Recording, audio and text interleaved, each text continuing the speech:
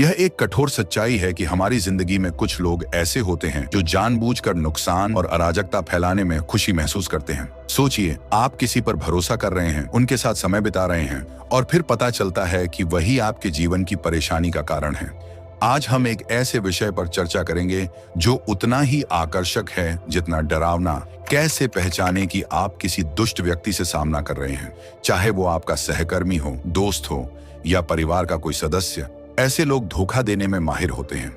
उनकी असली पहचान उनके आकर्षक व्यक्तित्व के पीछे छिपी होती है। आज हम सिर्फ मानव स्वभाव के इस अंधेरे पक्ष को उत्सुकतावश नहीं देख रहे हैं।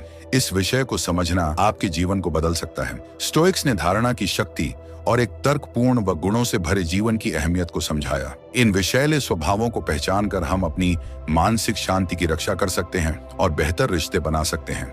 हम आपके साथ ऐसे 5 संकेत साझा करेंगे जो किसी दुष्ट व्यक्ति को पहचानने में मदद करेंगे। इस वीडियो के अंत तक आप न केवल इन व्यवहारों को समझ पाएंगे बल्कि इनसे बचने के व्यावहारिक उपाय भी जानेंगे। अगर आप हमारे इस प्रयास की सराहना करते हैं तो कृपया चैनल को सब्सक्राइब करें और वीडियो को पूरा देखें। हर सेक्शन महत्वपूर्ण है और अंत में एक खास बोनस रणनीति भी है जो आपकी मदद करेगी। पहला संकेत, पहली नजर में आकर्षक और करिश्माई। जब हम उन लोगों की बात करते हैं जो शुरू में आकर्षक और करिश्माई लगते हैं, तो यह याद रखना जरूरी है कि पहली नजर अक्सर धोखा दे सकती है। ऐसे लोग अक्सर कमरे का माहौल बदल देते हैं। वे ऐसा महसूस करवाते हैं कि आप उनके लिए खास हैं। पहली नजर में वे बहुत मजाकिया, दिलचस्प और आपकी जिंदगी में रुचि रखने वाले लगते हैं। लेकिन स्टोइक हमें सिखाते हैं कि सतह से परे जाकर तर्क और अवलोकन के जरिए सच्चाई को देखना चाहिए। समय के साथ आप उनके व्यवहार में छोटी छोटी खामियां देख सकते हैं। शायद वो हर समय ध्यान का केंद्र बनना चाहते हैं। सामाजिक स्थितियों में वो दूसरों पर हावी हो जाते हैं, बातचीत के दौरान आपको काटते हैं या दूसरों के सामने आपका अपमान करते हैं। ये संकेत महज सामान्य व्यक्तित्व के लक्षण नहीं है, ये खतरनाक इशारे हैं। सोचिए, आप एक पार्टी में हैं। ये व्यक्ति मजाकिया बातें कर रहा है और सबका ध्यान आकर्षित कर रहा है। शुरुआत में ये अच्छा लगता है, लेकिन धीरे धीरे आपको एहसास होता है कि वो हर बातचीत को अपने बारे में कर रहे हैं। जब आप अपनी बात कहना चाहते हैं तो वो जल्दी से विषय बदल देते हैं। स्टोइक्स का एक महत्वपूर्ण सिद्धांत है अभावाग्रस्तता, यानी बाहरी चीजों से प्रभावित हुए बिना शांत और संतुलित रहना। उनकी चालाकी से प्रभावित हुए बिना उनके स्वभाव के स्वार्थी पहलुओं को पहचानना जरूरी है। इस बात पर ध्यान दें कि वे असफलता या मतभेदों पर कैसे प्रतिक्रिया देते हैं। एक सच्चा और दयालु व्यक्ति असहमति या असफलता को शांति और समझदारी से लेता है, लेकिन जो लोग आपको प्रभावित करने के लिए केवल दिखावा करते हैं, वे तुरंत गुस्से में आ जाते हैं या रक्षात्मक हो जाते हैं। वे स्थिति को नियंत्रित करने के लिए गुस्सा कर सकते हैं या आपको दोष दे सकते हैं। स्टोइक्स के अनुसार ऐसा व्यवहार गुणों की कमी का स्पष्ट संकेत है। मार्कस हमें सिखाते हैं कि हमें ऐसे लोगों से सावधान रहना चाहिए जो गुस्सा और चालबाजी दिखाते हैं। ये तर्क संगत और गुणी व्यक्तित्व के लक्षण नहीं हैं। अपने निर्णय में जल्दबाजी न करें। स्टोइक्स मानते थे कि हमें किसी के चरित्र का आकलन सावधानी से करना चाहिए। एपिक्टेटस ने सिखाया कि हमें उन लोगों के व्यवहार को बारीकी से देखना चाहिए जिन्हें हम अपने करीबी दायरे में शामिल करते हैं। अगर कोई व्यक्ति शुरू में बहुत अच्छा लगता है तो उनके कार्यों को ध्यान से देखें। ये देखें कि वे दूसरों के साथ कैसे व्यवहार करते हैं, खासकर तब जब उन्हें लगता है कि कोई उन्हें नहीं देख रहा होता। सच्चा चरित्र तब पता चलता है जब व्यक्ति किसी को प्रभावित करने की कोशिश नहीं कर रहा होता। याद रखें, हर आकर्षक और करिश्माई व्यक्ति के इरादे अच्छे नहीं होते। कुछ लोग अपने आकर्षण का इस्तेमाल दूसरों को धोखा देने के लिए करते हैं। स्टोइक ज्ञान के अनुसार बुद्धिमानी और विवेक बनाए रखें। इससे आप सतही व्यक्तित्वों से बच पाएंगे और अपने मानसिक स्वास्थ्य की रक्षा कर पाएंगे। दूसरा संकेत, सहानुभूति की कमी। एक और महत्वपूर्ण संकेत जिस पर ध्यान देना चाहिए वह है सहानुभूति की कमी। सहानुभूति वह क्षमता है जो हमें दूसरों की भावनाओं को समझने और महसूस करने में मदद करती है।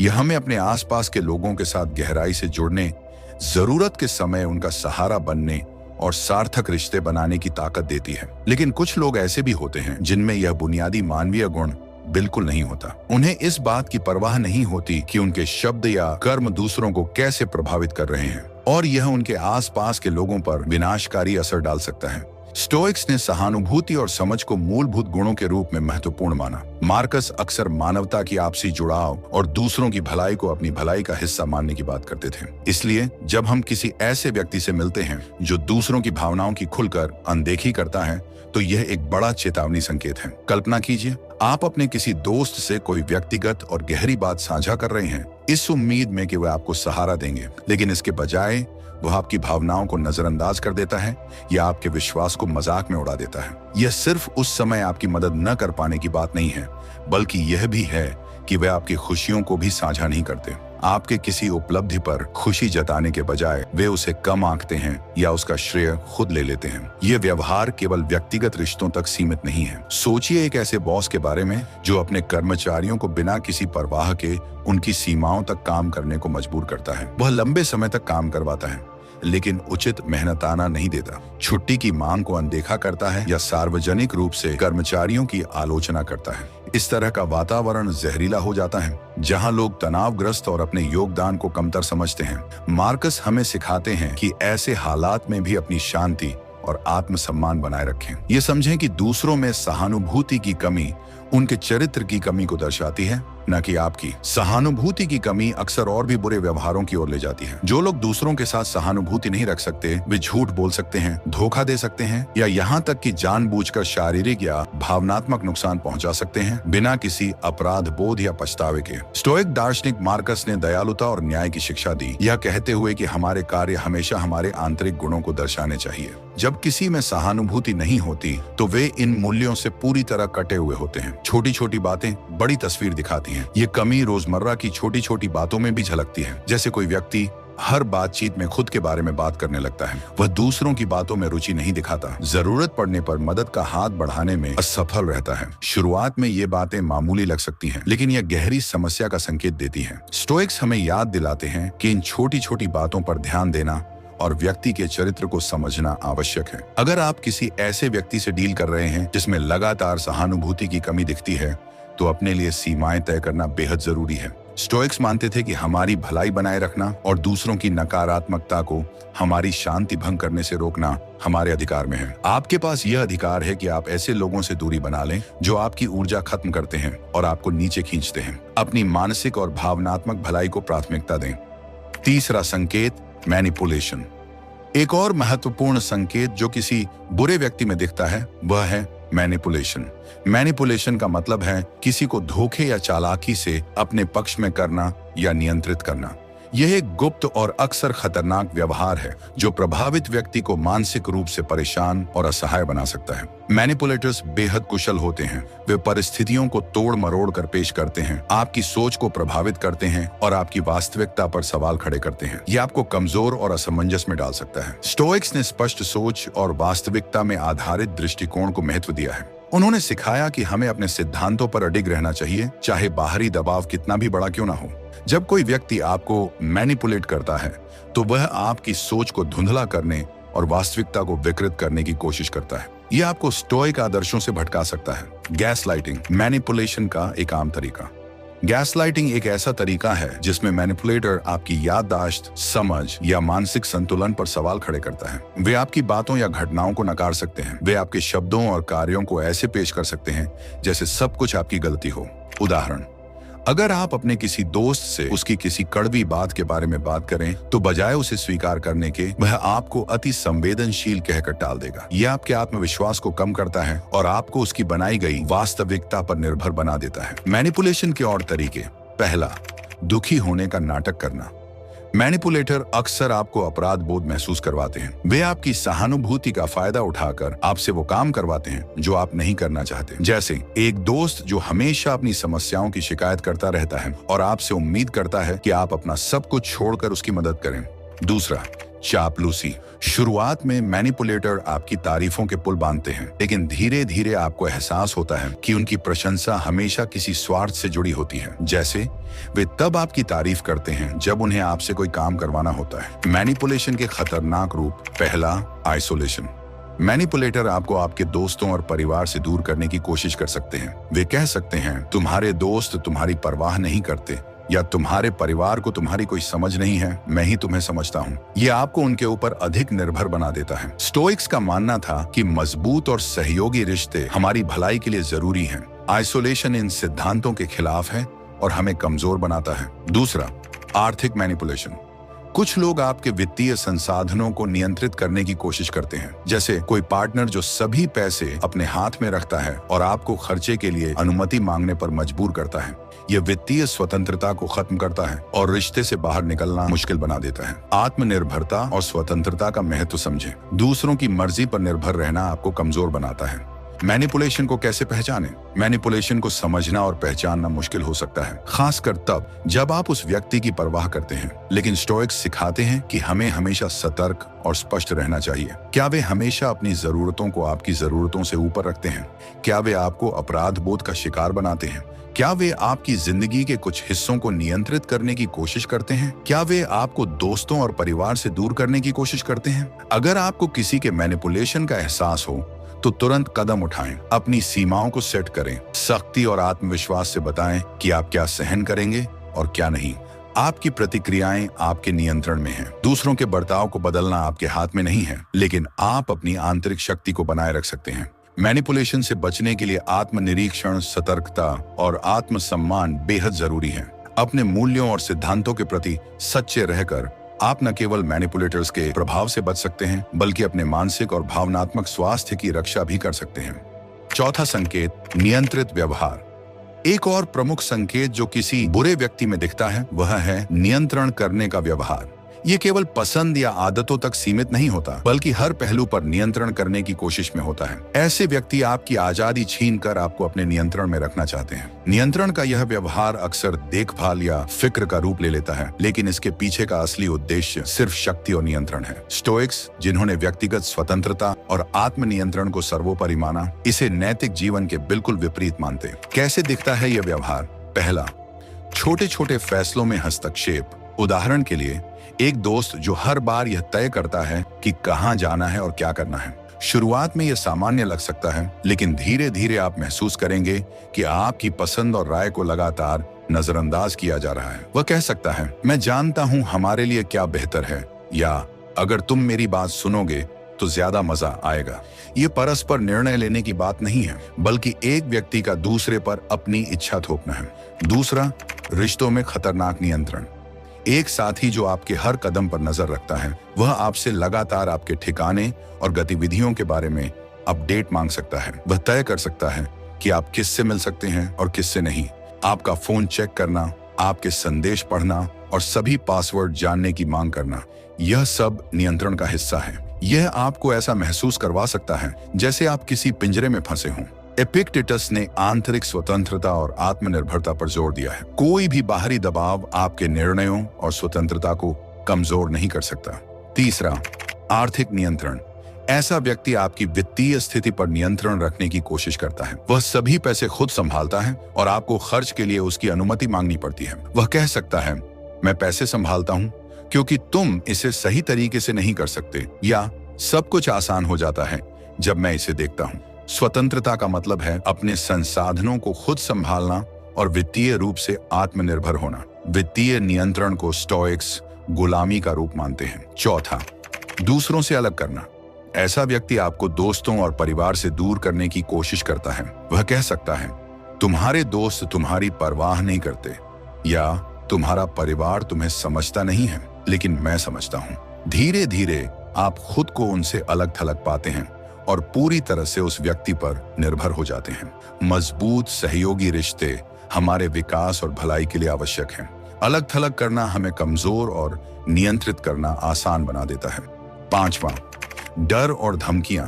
नियंत्रण करने वाले व्यक्ति अक्सर धमकियों और डर का सहारा लेते हैं। वे कह सकते हैं, अगर तुमने मेरी बात नहीं मानी तो मैं तुम्हें छोड़ दूंगा, मैं खुद को नुकसान पहुंचा लूंगा, तुम्हें इसके परिणाम भुगतने पड़ेंगे। सेनेका ने सिखाया कि हमें अपने डर का सामना करना चाहिए और किसी के दबाव में झुकना नहीं चाहिए। सच्चा साहस और विवेक ऐसे लोगों के खिलाफ खड़ा होने और अपनी शक्ति वापस लेने में है।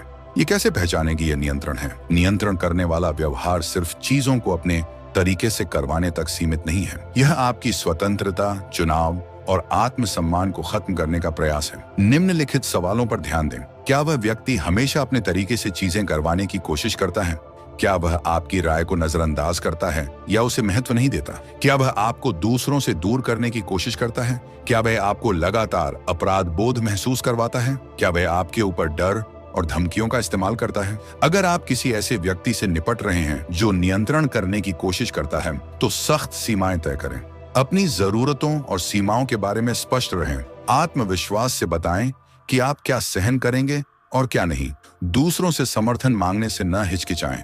आप दूसरों के बर्ताव को नियंत्रित नहीं कर सकते, लेकिन आप अपनी प्रतिक्रियाओं और फैसलों को जरूर नियंत्रित कर सकते हैं। अपने सिद्धांतों और स्वतंत्रता को महत्व देकर आप खुद को नियंत्रित करने वाले व्यक्तियों के प्रभाव से बचा सकते हैं। नियंत्रण करने वाला व्यवहार आपकी स्वतंत्रता और आत्मसम्मान पर हमला है। स्टोइक्स हमें सिखाते हैं कि हमारे निर्णय और स्वतंत्रता सबसे महत्वपूर्ण है। सशक्त होकर, अपने मूल्यों पर कायम रहकर और बाहरी दबाव का सामना करके हम अपने जीवन को नियंत्रित करने का अधिकार वापस ले सकते हैं। अपने लिए खड़े हों, क्योंकि यही आपकी सच्ची स्वतंत्रता की शुरुआत है। 5वां संकेत रोगात्मक झूठ है। एक और स्पष्ट संकेत जो किसी बुरे व्यक्ति में दिखाई देता है वह है रोगात्मक झूठ बोलना। ये साधारण झूठ से कहीं आगे बढ़कर होता है। ऐसे लोग लगातार झूठ बोलते हैं, अक्सर बिना किसी स्पष्ट कारण के। वे कहानियां गढ़ते हैं और तथ्यों को तोड़ मरोड़ कर पेश करते हैं। अपनी जरूरतें पूरी करने या दूसरों पर नियंत्रण पाने के लिए वास्तविकता को विकृत करते हैं। स्टोइक दर्शन में ईमानदारी और सत्य को सबसे बड़ा गुण माना गया है। झूठ बोलना न केवल दूसरों के साथ विश्वासघात है, बल्कि यह आपके खुद के चरित्र का भी उल्लंघन है। कैसे दिखता है यह व्यवहार? पहला, छोटी छोटी बातों पर झूठ बोलना। ये झूठ पहले छोटे और बेकार से लग सकते हैं, जैसे अपनी कहानियों को बेहतर बनाने के लिए अतिशयोक्ति करना, लेकिन धीरे धीरे ये झूठ बढ़ते जाते हैं। गलतियों को छिपाने, दूसरों को दोष देने या अपनी इच्छाओं को पूरा करने के लिए लोग झूठ बोलते हैं। उदाहरण, कोई व्यक्ति दावा कर सकता है कि उसने वह काम किया जो उसने वास्तव में नहीं किया, या दूसरों के काम का श्रेय खुद ले सकता है। दूसरा, कामकाज की जगह पर झूठ बोलना। कोई व्यक्ति अपने कौशल या योग्यता के बारे में झूठ बोल सकता है, परियोजनाओं में अपने योगदान को बढ़ा चढ़ाकर पेश कर सकता है, सहयोगियों के बारे में झूठी अफवाहें फैला सकता है। ये एक जहरीला माहौल बना देता है। लोग एक दूसरे पर भरोसा नहीं कर पाते, सभी तनाव में रहते हैं। एपिक्टेटस हमें सिखाते हैं कि हम दूसरों की बेईमानी को नियंत्रित नहीं कर सकते, लेकिन हमें अपनी ईमानदारी और अपने कार्यों पर ध्यान केंद्रित करना चाहिए। तीसरा, व्यक्तिगत संबंधों में झूठ। किसी झूठे व्यक्ति के साथ रिश्ते में होना बेहद विनाशकारी हो सकता है। वह आपके ठिकाने, अतीत या अपनी भावनाओं के बारे में झूठ बोल सकता है। आपको असुरक्षित और चिंतित महसूस होगा। आप अपनी ही धारणा पर शक करने लगेंगे। सेनेगा कहते हैं कि सच्चा शांति हमारे भीतर से आती है। दूसरों के झूठ को अपने मानसिक संतुलन को बिगाड़ने न दें। झूठ को पहचानना मुश्किल क्यों है? रोगात्मक झूठे लोग अक्सर आत्मविश्वास से झूठ बोलते हैं, अपनी बात में छोटे छोटे सत्य मिला देते हैं, इतने आश्वस्त दिखते हैं कि उनके झूठ पर यकीन करना आसान हो जाता है। क्या करें? उनकी बातों को सतर्कता से सुनें, सबूतों और तर्क से सच्चाई जानने की कोशिश करें। अगर आप उन्हें झूठ में पकड़ें तो उनके प्रतिक्रिया को देखें। क्या वे आक्रामक हो जाते हैं? क्या वे आपको दोष देते हैं? या क्या वे एक और झूठ गढ़ते हैं? रोगात्मक झूठ बोलना एक रिश्ते की बुनियाद, विश्वास को खत्म कर देता है। एक बार विश्वास टूट जाए तो उसे दोबारा बनाना बेहद मुश्किल होता है। आप हर समय शक करते रहेंगे, रिश्ते में कड़वाहट और तनाव बढ़ेगा। मार्कस ऑरेलियस ने हमें सिखाया कि रिश्ते आपसी सम्मान और सच्चाई पर आधारित होने चाहिए। अगर किसी रिश्ते में ये दोनों चीजें खत्म हो जाएं, तो वह रिश्ता आपके लिए नुकसानदेह हो सकता है। इससे कैसे निपटें? पहला, सीमाएं सेट करें। स्पष्ट कर दें कि आप झूठ और धोखे को सहन नहीं करेंगे। दूसरा, स्वयं पर ध्यान दें, अपनी मानसिक और भावनात्मक भलाई का ख्याल रखें। तीसरा, सत्य की तलाश करें, सतर्क और विचारशील रहें, चीजों को उनके तथ्यों के आधार पर परखें। चौथा, समय पर फैसला लें। अगर झूठ लगातार चलता रहता है और सुधार की गुंजाइश नहीं है, तो खुद को उस स्थिति से अलग कर लें। रोगात्मक झूठ बोलने वाले लोग अपनी नकली दुनिया में जीते हैं। स्टोइक दर्शन हमें सिखाता है कि सच्चाई और ईमानदारी से भरा जीवन ही सही मायने में सुखद और शांतिपूर्ण हो सकता है। अपने सिद्धांतों पर कायम रहें और झूठ के जाल में उलझने से बचें। आपकी सच्चाई ही आपका सबसे बड़ा कवच है। अपनी शांति और सीमाओं की रक्षा कैसे करें? स्टोइक्स हमें सिखाते हैं कि हमारी आंतरिक शांति सबसे मूल्यवान है। सच्चाई और ईमानदारी हमारे कार्यों का मार्गदर्शन करें, चाहे परिस्थितियां कितनी भी कठिन क्यों न हो। आइए जानें कि सीमाएं कैसे तय करें और यह हमारे जीवन में क्यों महत्वपूर्ण है। सीमाएं क्यों जरूरी हैं? मूल्यों की स्पष्टता। सीमाएं तय करने से आप जानते हैं कि क्या स्वीकार्य है और क्या नहीं। अपनी सुरक्षा, यह आपके मानसिक, भावनात्मक और शारीरिक स्वास्थ्य की रक्षा करता है। स्वयं का सम्मान, यह दूसरों को सिखाता है कि आपको कैसे सम्मान देना है। सीमाएं बनाना आत्मसम्मान का प्रतीक है। इससे आप दूसरों के साथ स्वस्थ संबंध बनाते हैं और अपने मूल्यों पर अडिग रहते हैं। सीमाएं तय करने के तरीके। पहला तरीका, स्पष्ट और सटीक बने। बताएं कि आप कौन से व्यवहार स्वीकार नहीं करेंगे। सीधे और आत्मविश्वास से बात करें। अगर कोई दोस्त बार बार आपको अपमानित करता है तो आप कह सकते हैं, मुझे हमारी दोस्ती की कद्र है, लेकिन मैं अपमानजनक भाषा को बर्दाश्त नहीं करूंगा। अगर ऐसा जारी रहा तो मुझे दूरी बनानी पड़ेगी। यह साफ सुथरा और स्पष्ट संवाद संबंधों में सम्मान और व्यवस्था बनाए रखता है। दूसरा तरीका, लगातार रहें। एक बार सीमा तय करने से काम नहीं चलेगा। अपनी बातों पर कायम रहें, भले ही यह कठिन हो। अनुशासन और दृढ़ता दिखाएं। लगातार अपनी सीमाओं का पालन कर आप दूसरों को सिखाते हैं कि आपको कैसे व्यवहार करना चाहिए। तीसरा तरीका, रिश्तों का पुनर्मूल्यांकन करें। अगर कोई बार बार आपकी सीमाओं को तोड़ता है तो यह संकेत है कि वह आपका सम्मान नहीं करता। अपनी संगत सोच समझकर चुनें। जो लोग आपकी सीमाओं का आदर नहीं करते, उनसे दूरी बनाना आपके आत्मसम्मान और शांति के लिए आवश्यक है। सीमाएं तय करते समय ध्यान रखने योग्य बातें। पहली बात, बदलाव को स्वीकार करें। रिश्तों और परिस्थितियों के साथ आपकी सीमाएं भी बदल सकती हैं। जैसे कार्यस्थल में अपनी जिम्मेदारियों को संभालने के लिए सीमाएं बनाएं। दूसरी बात, प्रतिरोध का सामना करें। लोग आपके आत्मविश्वास और सीमाओं को चुनौती दे सकते हैं। गुस्सा, दोषारोपण या हतोत्साहित करने की कोशिशें हो सकती हैं। दूसरों की नकारात्मकता से प्रभावित हुए बिना शांत और स्थिर बने रहें। तीसरी बात, आत्म देखभाल को प्राथमिकता दें। अपनी खुशी, आराम और स्वास्थ्य का ध्यान रखें। यह संदेश देता है कि आपकी भलाई महत्वपूर्ण है। अपना ख्याल रखने से आप दूसरों की बेहतर सेवा कर सकते हैं। सीमाएं तय करना आत्मसम्मान और आत्म प्रेम का प्रतीक है। स्टोइक्स हमें सिखाते हैं कि हमारी कीमत हमारे कार्यों और ईमानदारी में है, न कि बाहरी चीजों में। अपनी सीमाओं की रक्षा करना अपने जीवन में शांति और सद्गुण को बनाए रखने का एक तरीका है। याद रखें, आपकी शांति और ईमानदारी सबसे महत्वपूर्ण है। इसे किसी के लिए कुर्बान न करें। अगर यह वीडियो मददगार लगा हो तो अगला वीडियो जरूर देखें। मजबूत रहें, अडिग योद्धा बने और अपनी सच्चाई के साथ जिएं।